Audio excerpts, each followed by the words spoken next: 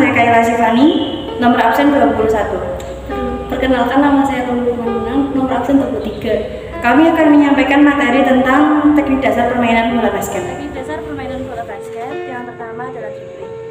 Dribbling yaitu penguasaan bola dengan cara memantulkan bola ke lantai, lapangan, lalu diiringi dengan kaki dan tangan secara berjamaah. Tujuannya agar bisa menembus pertahanan lawan dan melakukan serangan. Jenis-jenis dribble bola basket. Yang pertama adalah hesitation move, bertujuan untuk memecah konsentrasi lawan. Yang kedua adalah change of pace. Caranya yaitu mengubah tempo dribbling untuk menginisiasi serangan atau strategi. Yang ketiga adalah crossover. Caranya mengubah posisi bola dari satu tangan ke tangan lain. Tujuannya untuk mempertahankan bola dari rebutan lawan. Yang keempat adalah between the legs, untuk melewati pemain bertahan yang sedang melakukan overplaying. Yang kelima adalah behind the back, untuk memindahkan bola dari kanan ke kiri dan untuk mengecoh pemain lawan. Yang keenam adalah wrap around. Caranya bola dilempar dari samping melewati punggung menuju ke arah depan. Yang ketujuh adalah ankle breaker.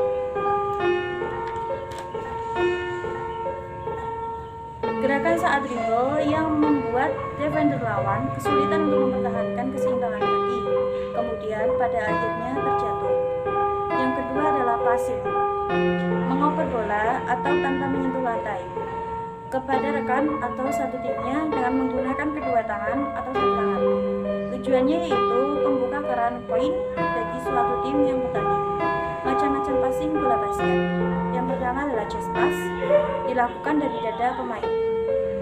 Caranya, pegang bola dengan kedua tangan dan tempatkan di depan dada. Posisikan kedua siku di samping badan. Arahkan target operan tepat ke dada rekan setim. Dan terakhir, lemparkan. Yang kedua adalah bounce pass.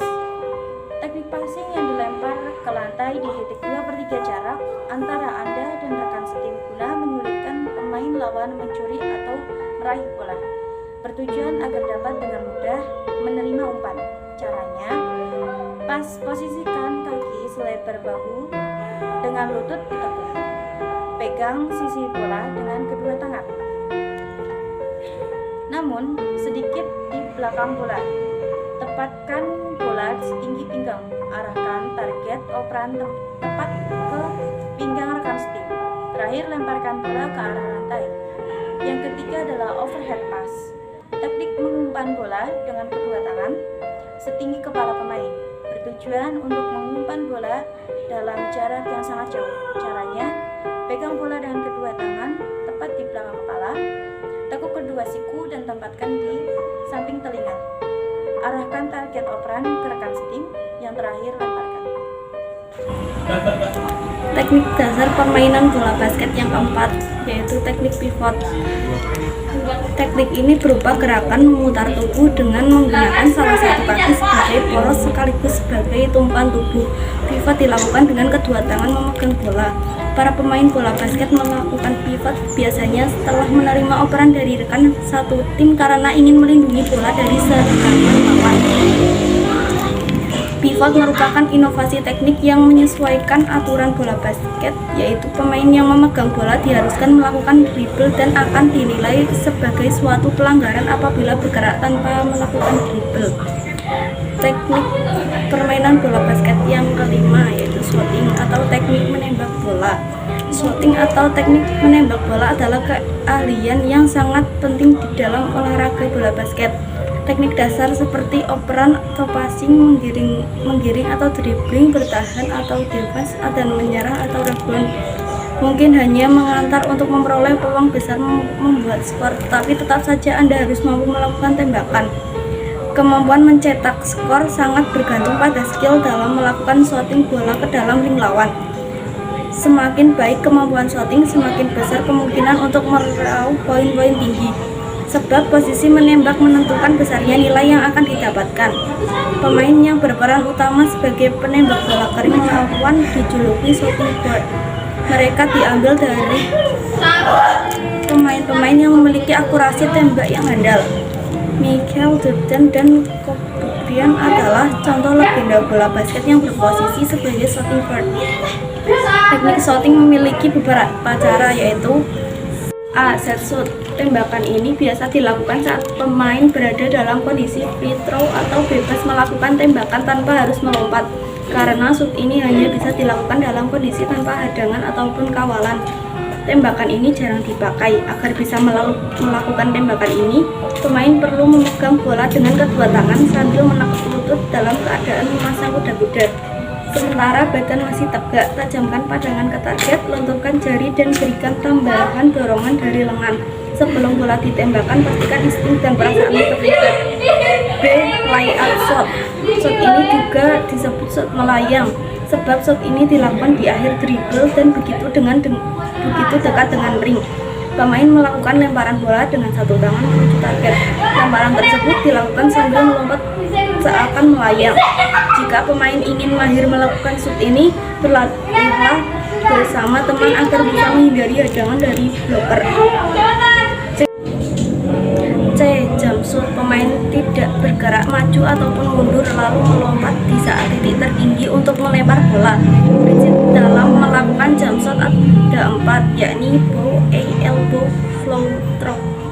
D. Slam dunk. Teknik shot ini merupakan teknik yang paling ditunggu-tunggu penonton. Teknik ini merupakan gerakan yang seringkali bisa membuat komentator kegirangan dan heboh karena cantiknya gerakan shot ini. Oleh sebab itu, tim yang dapat memasukkan bola dengan cara ini seringkali terangkat moralnya dan juga bisa meruntuhkan semangat tim yang kebobolan dengan cara ini. Awalnya slam dunk hanyalah sebuah pertunjukan, namun secara perlahan teknik ini dibutuhkan untuk memenangkan pertandingan. Slam dunk merupakan menembak bola dengan melayang dan melompat ke udara, tidak sekedar melempar bola atau hanya melambungkan bola. Dasar permainan bola basket yang keenam yaitu teknik rebound. Teknik berguna untuk memanfaatkan pantulan bola yang gagal masuk ke dalam ring basket. Jika tembakan yang gagal berasal dari tim pemain, maka rebound berguna untuk memanfaatkan kemulut di depan ring. Namun jika yang tembakan gagal adalah tim lawan, rebound dapat dimanfaatkan untuk menjauhkan bola dari daerah pertahanan pemain. Assalamualaikum warahmatullahi wabarakatuh. Perkenalkan, nama saya Isnarni dan teman saya Rina Agustin. Kami di sini akan membacakan materi tentang perlengkapan dalam permainan bola basket. Perlengkapan bola basket. Pertama, bola basket. Sarana prasarana perlengkapan basket yang menjadi hal wajib adalah bola basket. Pada umumnya bahannya digunakan untuk membuat bola basket ini adalah karet yang memiliki lapisan bahan sintetis. Berikut ini adalah ukuran bola basket standar yang penting untuk kita ketahui juga. Berat bola pada umumnya 600 sampai 650 gram. Keliling bola adalah antara 75 sampai 78 cm.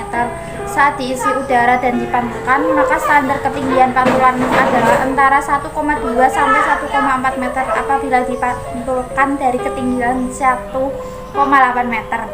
2. Seragam pemain.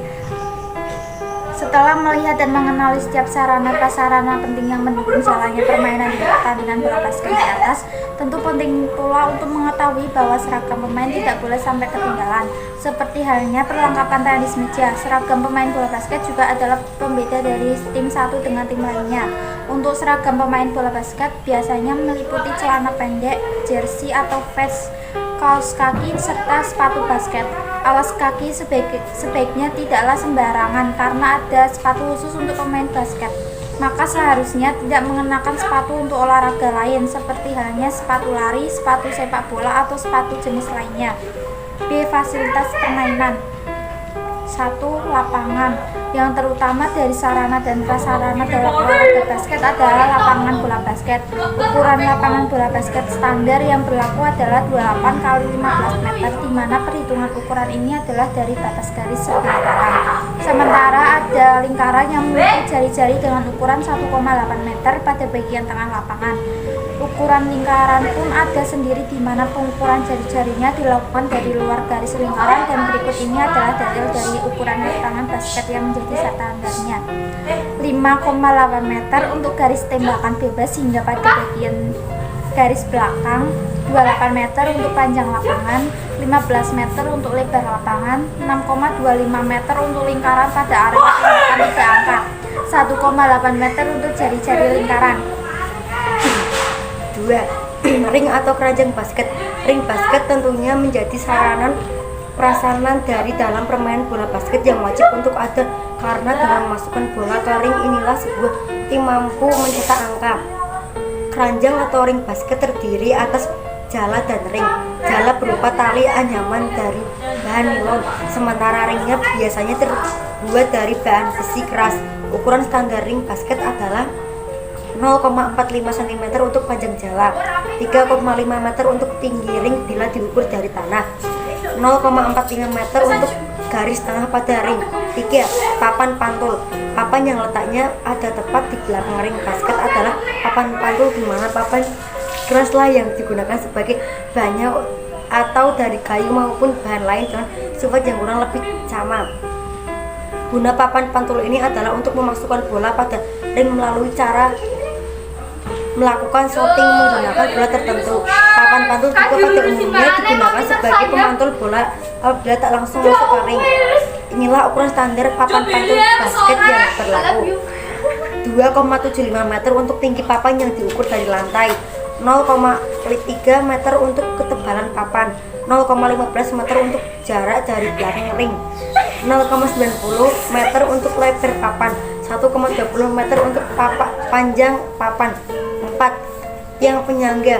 Tiang penyangga ini bisa juga disebut dengan istilah lain seperti simpai, di mana biasanya terbuat dari besi. Tinggi dari tiang ini bila diukur dari atas lantai adalah sekitar 3,03 meter, dan tiang penyangga ini pun memiliki garis tengah dengan ukuran standarnya 20 meter. Karena adanya tiang penyangga ini, otomatis standar ukuran untuk tinggi ring basket pun harus sesuai yang sudah diterapkan. Perkenalkan, nama saya Yumiatul Nafisa. Saya sebagai pemateri peraturan pertandingan bola basket. Peraturan pertandingan dalam permainan bola basket. Yang pertama, bola dapat dilempar ke segala arah memakai kedua tangan atau satu tangan saja. Yang kedua, bola dapat dipukul ke segala arah menggunakan kedua tangan atau satu tangan, namun tidak boleh dipukul dengan kepala tangan atau meninju. Yang ketiga, pemain tidak diperbolehkan berlari sambil memegang bola. Yang keempat, jika salah satu tim melakukan pelanggaran sebanyak 3 kali secara berturut, maka akan dihitung poin untuk tim lawan. Yang kelima, bola hanya boleh dipegang oleh telapak tangan. Anggota lain atau lengan tidak diperbolehkan untuk memegang bola. Yang keenam, pemain tidak diperbolehkan mendorong, memukul, atau menjegal pemain lawan dengan segala cara. Yang ketujuh, jika bola keluar lapangan, maka bola akan dilemparkan ke dalam lapangan dan dimainkan oleh pemain yang menyentuh bola pertama kali. Yang kedelapan, waktu permainan 4 kali 10 menit jika berpedoman dengan aturan Federasi Bola Basket Internasional. Yang kesembilan, versi National Basketball Association, waktu bermain adalah 4 kali 12 menit. Di antara babak 1, 2, dan 3 dan 4 terdapat waktu istirahat selama 10 menit. Yang ke-10, jika terjadi skor yang sama pada akhir pertandingan, harus diadakan perpanjangan waktu sampai terjadi selisih skor. Di antara 2 babak tambahan terdapat waktu istirahat selama 2 menit. Setiap regu diberikan kesempatan untuk melakukan team out sebanyak 2 kali untuk setiap babak dan 1 kali dalam setiap waktu tambahan. Team out akan diberikan pada satu regu setelah pencatat skor memberitahukan pada wasit dengan bel sebagai tanda isyarat, dan pada saat itu juga pemain dihentikan sementara. Tim yang memiliki banyak poin akan dinyatakan sebagai pemenang. Sekian, terima kasih. Perkenalkan, nama saya Marjan Swatin sebagai pemateri peraturan permainan bola basket. Peraturan dalam permainan bola basket: 1. Bola dapat dilemparkan ke berbagai arah dengan menggunakan satu atau kedua tangan. 2. Bola dapat dipukul ke segala arah dengan menggunakan satu atau kedua tangan, namun perlu diingat, tidak boleh dipukul menggunakan kepala tangan atau meninju. 3. Permainan tidak diperbolehkan berlari sambil memegang bola. 4. pemain harus melempar bola tersebut dari titik tempat menerima bola, tetapi diperbolehkan apabila pemain tersebut berlari pada kecepatan biasa. 5. Bola harus dipegang di dalam atau di antara telapak tangan, lengan atau anggota tubuh lainnya tidak diperbolehkan memegang bola. 6. Pemain tidak diperbolehkan menyeruduk, menahan, mendorong, memukul atau menjegal pemain lawan dengan cara apapun. 7. Pelanggaran pertama terhadap peraturan ini akan dihitung sebagai kesalahan. Pelanggaran kedua akan diberi sanksi berupa diskualifikasi pemainnya hingga keranjang timnya dimasukkan oleh bola lawan. 8. Apabila pelanggaran tersebut dilakukan dengan tujuan untuk mencederai lawan. 8. Apabila pelanggaran tersebut dilakukan dengan tujuan untuk melukai lawan, maka pemain pelanggaran dikenai hukuman tidak boleh ikut bermain sepanjang pertandingan. Pada masa ini, pergantian pemain tidak diperbolehkan. 9. Apabila satu di antara pihak yang bertanding melakukan 3 kesalahan berturut-turut, maka kesalahan itu akan dihitung sebagai gol untuk lawannya, atau berturut-turut berarti tanpa adanya pelanggaran balik oleh lawan. 10. Gol terjadi apabila bola yang dilemparkan atau dipukul dari lapangan masuk ke keranjang. Dalam hal ini, pemain yang menjaga keranjang tidak menyentuh atau menanggung gol tersebut. 10. Gol terjadi apabila bola yang dilemparkan atau dipukul dari lapangan masuk ke keranjang. Dalam hal ini, pemain yang menjaga keranjang tidak menyentuh atau mengganggu gol tersebut. 11. Apabila bola berhenti di pinggir keranjang atau pemain lawan menggerakkan keranjang, hal tersebut tidak akan dihitung sebagai sebuah gol. 12. Apabila bola keluar lapangan pertandingan, bola akan dilemparkan kembali ke dalam dan dimainkan oleh pemain pertama yang menyentuhnya. 13. Apabila terjadi perbedaan pendapat tentang kepemilikan bola, wasit yang akan melemparkannya ke dalam lapangan. Pelemparan bola diberi waktu 5 detik untuk melemparkan bola dalam genggaman. 13. Apabila terjadi perbedaan pendapat tentang kepemilikan bola, wasit yang akan melemparkannya ke dalam lapangan. Pelemparan bola diberi waktu 5 menit untuk melempar bola dalam genggamannya. 14. Apabila ia memegang lebih lama dari waktu tersebut, maka kepemilikan bola akan berpindah apabila satu di antara pihak melakukan hal yang bisa menunda pertandingan. Wasit dapat memberi mereka peringatan pelanggaran. 15. Wasit berhak untuk memperhatikan permainan para pemain dan mencatat jumlah pelanggaran apabila terjadi pelanggaran tersebut. Salah. 15. Wasit berhak untuk memperhatikan permainan para pemain dan mencatat jumlah pelanggaran apabila terjadi pelanggaran berturut-turut. 16. Dalam peraturan permainan bola basket, wasit memiliki hak penuh untuk memberikan diskualifikasi pemain yang melakukan pelanggaran sesuai yang tercantum dalam peraturan di atas. 17. Wasit membantu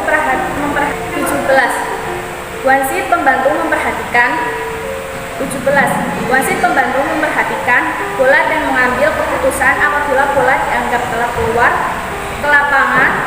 Perhatikan kepemilikan bola serta menghitung waktu.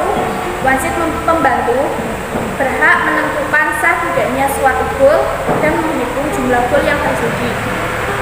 18. Waktu pertandingan adalah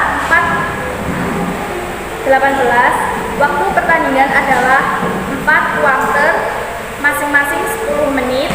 Pihak yang berhasil memasukkan bola kering terhadap 18. Waktu pertandingan adalah 4 kuarter masing-masing 10 menit. Pihak yang berhasil memasukkan bola kering terbanyak akan dinyatakan sebagai pemenangnya. Berikut ini peraturan permainan dalam menentukan nilai. 1. Nilai 1 diberikan kepada regu yang memasukkan bola dari tembakan hukuman. 2. Nilai 2 diberikan untuk regu yang memasukkan bola, bukan hukuman. 3. Nilai 3 diberikan untuk regu yang memasukkan bola dari daerah 3 angka. 3. Nilai 3 diberikan untuk regu yang memasukkan bola dari daerah 3 angka.